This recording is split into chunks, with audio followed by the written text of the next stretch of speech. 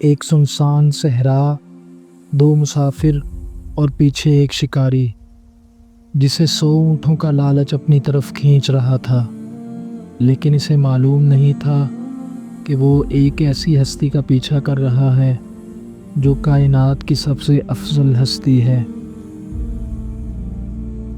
السلام علیکم ناظرین، آج ہم ایک ایسے سچے واقعے کا ذکر کریں گے جس میں وعدہ سچ ثابت ہوا۔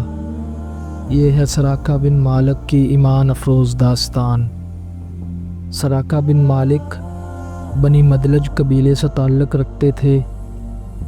بنی مدلج قبیلہ کنانہ کی ایک شاخ تھی، اور قبیلہ کنانہ عرب کے بڑے قبائل میں سے تھا۔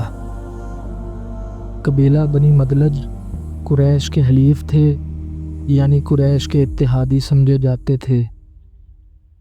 جب نبی صلی اللہ علیہ وسلم نے مکہ مکرمہ میں اللہ کا دین پھیلانا شروع کیا تو ابتدا میں چند لوگ ہی ایمان لائے، لیکن جیسے جیسے وقت گزرتا گیا اسلام کا نور پھیلتا گیا اور قریش کی سرداری کو خطرہ محسوس ہونے لگا۔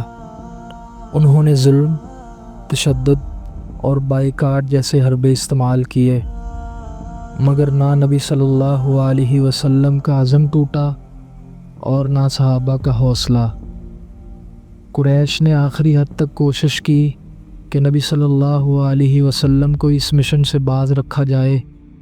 کبھی لالچ، کبھی دھمکیاں اور کبھی مار پیٹ کے حربے استعمال کیے، لیکن اللہ کے نبی اپنی دعوت سے 1 انچ بھی پیچھے نہ ہٹے۔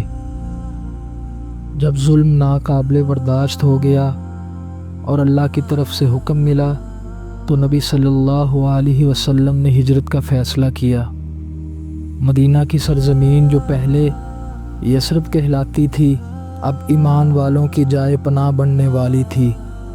مدینہ کے لوگ نبی صلی اللہ علیہ وسلم سے بے پناہ محبت کرتے تھے۔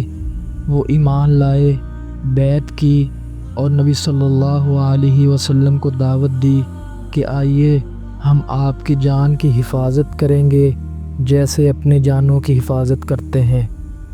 اب مکہ میں رہنا خطرناک ہو چکا تھا۔ کفار نے نبی کریم صلی اللہ علیہ وسلم کے قتل کی سازش بھی تیار کر لی تھی۔ مکہ کے ہر قبیلے سے ایک نوجوان چنا گیا تاکہ سب مل کر نبی کریم صلی اللہ علیہ وسلم کو نعوذ باللہ قتل کریں اور کسی ایک قبیلے پر خون کا الزام نہ آئے۔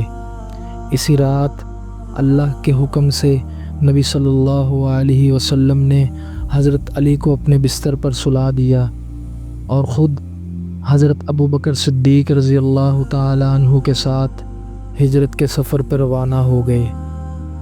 یہ کوئی معمولی سفر نہیں تھا، یہ انسانیت کے سب سے عظیم مشن کی حفاظت کا سفر تھا۔ اللہ کی نصرت اس سفر میں ساتھ تھی۔ نبی صلی اللہ علیہ وسلم اور حضرت ابو بکر صدیق رضی اللہ تعالی عنہ نے پہلا پڑاؤ غار ثور میں کیا۔ 3 دن وہاں چھپے رہے۔ کفار ان کی تلاش میں تھے، حتیٰ کہ وہ غار کے دھانے تک پہنچ گئے۔ حضرت ابو بکر صدیق نے جب دشمنوں کو قریب آتے دیکھا تو فکر مند ہو گئے، لیکن نبی صلی اللہ علیہ وسلم نے تسلی دی اور فرمایا لا تحزن ان اللہ معنا، غم نہ کرو اللہ ہمارے ساتھ ہے۔ اللہ نے دشمنوں کی آنکھوں پر پردہ ڈال دیا اور مکڑی نے غار کے داخلی رستے میں جال بنا دیا، اور کفار یہ سمجھ کر لوٹ گئے کہ یہاں تو کوئی آیا ہی نہیں۔ اللہ کی مدد کس طرح سے ان کے ساتھ تھی۔ غار ثور میں 3 دن گزارنے کے بعد نبی صلی اللہ علیہ وسلم اور حضرت ابو بکر صدیق رضی اللہ تعالی عنہ خاموشی سے مکہ کی طرف روانہ ہوئے۔ ان کے ساتھ ایک ماہر گائیڈ عبداللہ بن عریق تھا جو راستوں کا ماہر تھا اور امانت دار تھا۔ یہ سفر نہایت پرخطر تھا۔ راستے میں دشمنوں کی ٹولیاں گھوم رہی تھی ہر طرف اعلان ہو چکا تھا، جو محمد کو زندہ یا مردہ پکڑ کر لائے گا اسے 100 اونٹ انعام میں دیے جائیں گے۔ 100 اونٹوں کا لالچ۔ عرب میں 100 اونٹوں کی قیمت بادشاہت کے برابر تھی۔ اسی لالچ نے کئی شکاریوں کو نکلنے پر مجبور کیا۔ انہی میں سے ایک تھا سراقہ بن مالک بن جعشم۔ سراقہ ایک ماہر گھڑ سوار اور شکاری تھا۔ جب اسے پتہ چلا کہ نبی صلی اللہ علیہ وسلم اور حضرت ابوبکر صدیق رضی اللہ تعالیٰ عنہ فلاں رستے سے گزرے ہیں، تو اس نے فوراً ساز و سامان تیار کیا اور بغیر کسی کو خبر دیے تنہا ان کا پیچھا کرنے نکلا۔ سراقہ نے دور سے دھول اڑتی دیکھی۔ اسے یقین ہو گیا کہ یہی وہ قافلہ ہے جس کی اسے تلاش ہے۔ اب وہ تیزی سے اپنے گھوڑے کو دوڑاتا ہوا ان کی طرف بڑھا۔ نبی صلی اللہ علیہ وسلم اور حضرت ابوبکر صدیق بھی سفر میں آگے بڑھ رہے تھے، لیکن دیکھیے اللہ کی قدرت کیسے کام کرتی ہے۔ جب سراقہ قریب پہنچا، اچانک اس کا گھوڑا زمین میں دھنسنے لگا۔ وہ حیران ہوا، گھوڑا نکالا اور دوبارہ دوڑایا۔ پھر سے گھوڑے کے پاؤں زمین میں دھس گئے۔ سراقہ سمجھ گیا کہ یہ کوئی معمولی بات نہیں ہے، یہ اللہ کی طرف سے ایک نشانی ہے۔ اب سراقہ کے دل پر ایک لرزہ طاری ہوا۔ وہ سمجھ گیا کہ محمد صلی اللہ علیہ وسلم اللہ کے سچے نبی ہیں۔ چنانچہ اس نے آواز دے کر نبی صلی اللہ علیہ وسلم کو پکارا اور امان طلب کی۔ حضرت ابوبکر صدیق رضی اللہ تعالی عنہ کو کچھ خدشہ ہوا، لیکن نبی صلی اللہ علیہ وسلم نے فرمایا، آؤ سراقہ، ہم تمہیں کوئی نقصان نہیں پہنچائیں گے۔ سراقہ قریب آیا، شرمندہ ہو کر معافی مانگی اور پھر نبی صلی اللہ علیہ وسلم سے ایک عجیب سی بات سنی۔ سراقہ، ایک دن آئے گا کہ تم کسریٰ کے کنگن پہن رہے ہوگے۔ سوچئے، اس وقت سراقہ پیاسے ریگستان میں تنہا کھڑا ہے۔ نبی صلی اللہ علیہ وسلم بے سر و سامان ہیں اور ان کے سر پر دشمنوں کی تلواریں منڈلا رہی ہیں، اور نبی صلی اللہ علیہ وسلم اسے فارس کے بادشاہ کے کنگنوں کی خوشخبری دے رہے ہیں۔ سراقہ حیران رہ گیا۔ اس نے دل میں اس بات کو بٹھا لیا اور پھر نبی صلی اللہ علیہ وسلم کو سلامتی کے ساتھ جانے دیا۔ سراقہ نے قریش کی جانب جا کر غلط خبر دی کہ فلاں رستے مجھے کوئی نظر نہیں آیا، تاکہ نبی صلی اللہ علیہ وسلم کا سفر مزید آسان ہو جائے۔ یہ سراقہ کا پہلا قدم تھا اللہ اور اس کے رسول صلی اللہ علیہ وسلم کی طرف۔ جب نبی کریم صلی اللہ علیہ وسلم اور حضرت ابوبکر صدیق رضی اللہ تعالیٰ عنہ مدینہ کے قریب پہنچے تو مدینہ کے لوگ شدت سے آپ صلی اللہ علیہ وسلم کا انتظار کر رہے تھے۔ ہر روز صبح سویرے باہر آ کر راہ تکتے اور شام تک انتظار کرتے، اور پھر ایک دن وہ مبارک گھڑی آ گئی جب نبی صلی اللہ علیہ وسلم مدینہ کی سرزمین پر داخل ہوئے تو بچے، بوڑھے، مرد، عورتیں سب خوشی سے جھوم اٹھے۔ فضا میں ایک نغمہ گونجنے لگا، طلع البدر علینا، چاند ہم پر طلوع ہوا ہے۔ مدینہ کی گلیاں خوشیوں سے بھر گئیں۔ لوگوں نے اپنے گھروں کے دروازے کھولے اور دعوت دی کہ نبی صلی اللہ علیہ وسلم ہمارے مہمان بنے، لیکن نبی صلی اللہ علیہ وسلم نے اونٹنی کے مہار کو آزاد چھوڑ دیا اور فرمایا، یہ اللہ کی طرف سے معمور ہے، جہاں رکے گی وہیں قیام کریں گے۔ اونٹنی جا کر بنی نجار کے محلے میں ایک جگہ بیٹھ گئی۔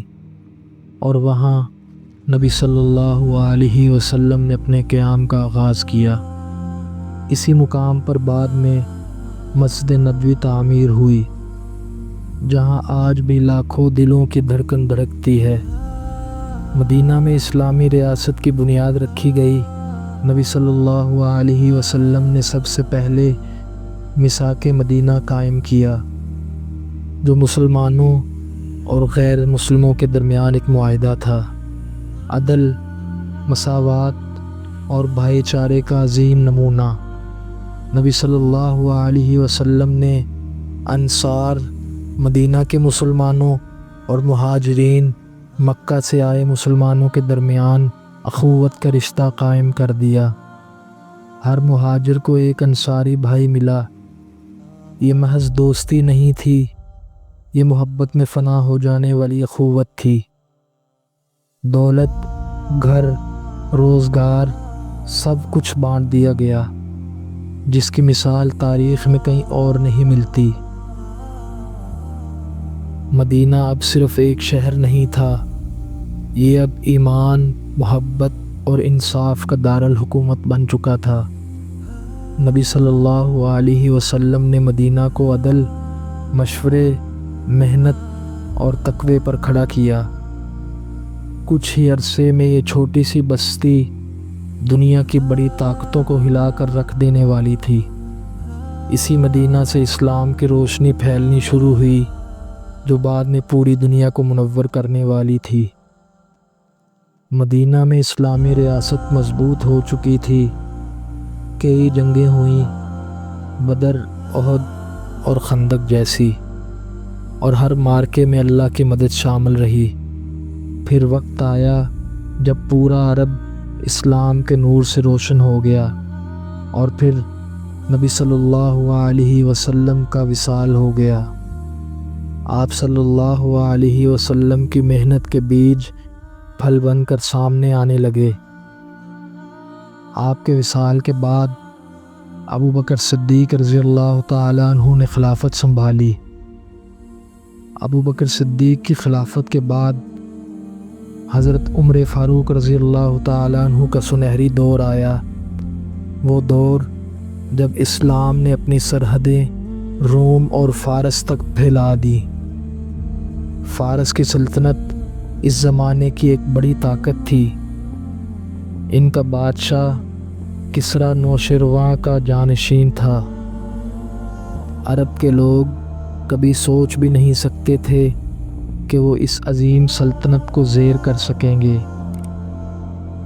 لیکن اللہ کی نصرت نے وہ کر دکھایا جس کا کوئی تصور نہ کر سکتا تھا۔ اسلامی لشکر آگے بڑھتا گیا۔ قادسیہ کی جنگ میں رستم فارس کی فوج کو شکست ہوئی، اور یوں فارس کی عظیم سلطنت زمین بوس ہو گئی۔ مسلمانوں نے مدائن فارس کا دارالحکومت فتح کر لیا۔ محلات کے دروازے ٹوٹے، دریاؤں کے پل پار کیے گئے، اور کسریٰ کے خزانے مسلمانوں کے ہاتھ آئے۔ جب ان خزانوں کو مدینہ لایا گیا تو مدینہ کی گلیاں سونے اور چاندی سے بھر گئیں۔ مسلمان حیرت سے دیکھتے تھے کہ کل تک جو بھوکے تھے، آج دنیا کی دولت ان کے قدموں میں ہے۔ ان قیمتی خزانوں میں وہ چیزیں بھی تھیں جن کی نبی صلی اللہ علیہ وسلم نے سالوں پہلے سراقہ بن مالک رضی اللہ تعالیٰ عنہ سے بات کی تھی۔ کسریٰ کے سونے کے کنگن۔ حضرت عمر رضی اللہ تعالیٰ عنہ نے اعلان کروایا، سراقہ بن مالک کو بلاؤ۔ سراقہ بن مالک رضی اللہ تعالیٰ عنہ کو بلایا گیا۔ جب وہ آئے تو حضرت عمر رضی اللہ تعالیٰ عنہ نے ان کے ہاتھوں میں کسریٰ کے اصل کنگن پہنائے۔ سراقہ بن مالک کی آنکھیں نم ہو گئیں، ان کا دل یادوں سے بھر گیا۔ وہ اس صحرا کو یاد کرنے لگے جہاں نبی کریم صلی اللہ علیہ وسلم نے ان سے کہا تھا، سراقہ، ایک دن تم کسریٰ کے کنگن پہنو گے۔ اور آج اللہ کے وعدے پورے ہو چکے تھے۔ نبی صلی اللہ علیہ وسلم کی زبان سے نکلی ہر بات سچ ثابت ہوئی۔ سراقہ رضی اللہ تعالیٰ عنہ کے ہاتھ کانپ رہے تھے، وہ جذبات سے لرز رہے تھے۔ اللہ کے رسول صلی اللہ علیہ وسلم کی سچائی، اللہ کی قدرت اور وعدوں کی سچائی آج ان کے سامنے تھی۔ یہ تھا اسلام کا معجزہ جو دلوں کو بدلتا تھا۔ سراقہ بن مالک رضی اللہ تعالیٰ عنہ کی یہ داستان کوئی عام واقعہ نہیں، بلکہ ایمان، سچائی اور اللہ کے وعدوں پر یقین کی ایک زندہ تصویر ہے۔ سوچیں، جب سراقہ بن مالک رضی اللہ تعالیٰ عنہ ریگستان میں تنہا نبی صلی اللہ علیہ وسلم کا پیچھا کر رہے تھے تو ان کے ذہن میں 100 اونٹوں کا لالچ تھا، لیکن اللہ نے ان کے اس لالچ کو ایمان میں بدل دیا۔ ایک لمحے میں ان کے دل کی دنیا بدل گئی، اور پھر جب سراقہ بن مالک رضی اللہ تعالیٰ عنہ نے نبی صلی اللہ علیہ وسلم سے وہ عجیب پیشن گوئی سنی، تم ایک دن کسریٰ کے کنگن پہنو گے، تو ظاہری حالات دیکھ کر شاید کوئی ہنس پڑتا، لیکن ایمان والوں کے لیے اللہ کے رسول کی ہر بات برحق ہوتی ہے۔ سالوں بعد وہی سراقہ بن مالک رضی اللہ تعالیٰ عنہ کسریٰ کے خزانے کے درمیان کھڑا تھا اور نبی صلی اللہ علیہ وسلم کا وعدہ اپنی آنکھوں سے پورا ہوتے ہوئے دیکھ رہا تھا۔ یہ واقعہ ہمیں یہ سکھاتا ہے، اللہ کے وعدے سچے ہیں، نبی صلی اللہ علیہ وسلم کی زبان سے نکلی ہر بات برحق ہے۔ حالات جیسے بھی ہوں، مایوس نہ ہوں، کیونکہ اللہ کے فیصلے وقت پر پورے ہوتے ہیں۔ دنیا کی کوئی طاقت اللہ کی تقدیر کو نہیں روک سکتی۔ ایمان وہ دولت ہے جو ایک بدو کو بھی بادشاہوں کے خزانوں پر غالب کر دیتی ہے۔ آج بھی اگر ہم سراقہ بن مالک رضی اللہ تعالیٰ عنہ کی طرح اللہ اور اس کے رسول پر سچا یقین رکھیں تو دنیا کی کوئی رکاوٹ ہمیں اپنے مقام تک پہنچنے سے نہیں روک سکتی۔ ایمان، صبر اور اللہ پر توکل، یہی کامیابی کا راستہ ہے۔ ہم آپ کو ایسے ہی تاریخی اور سبق آموز واقعات پہنچانے کی کوشش کرتے ہیں جو نہ صرف ہمارے ایمان کو مستحکم کریں بلکہ ہمارے روزمرہ کے فیصلوں میں بھی ہماری رہنمائی کریں۔ اگر آپ کو ہماری یہ ویڈیو پسند آئی تو ہمارے چینل ہسٹری ہیون کو سبسکرائب کریں، ویڈیو کو اپنے دوستوں کے ساتھ شیئر کریں اور کومنٹس میں اپنی قیمتی رائے کا اظہار ضرور کریں۔ اللہ تعالی ہمیں اپنی ہدایت دے اور ہمیں اپنی راہ پر چلنے کی توفیق عطا فرمائے۔ آمین۔ والسلام۔